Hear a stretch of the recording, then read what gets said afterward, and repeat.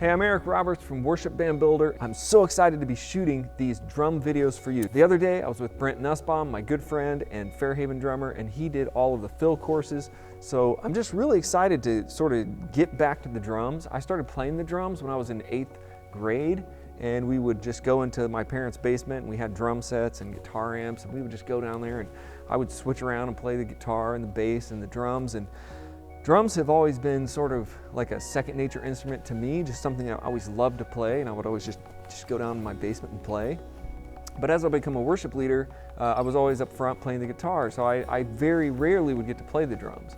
So I'm just really excited to get back behind the drum kit and show you some great things about drum beats, metronome, click track usage, some fills. Brent's course on fills gets you going to where you put the fills, how to put fills in there.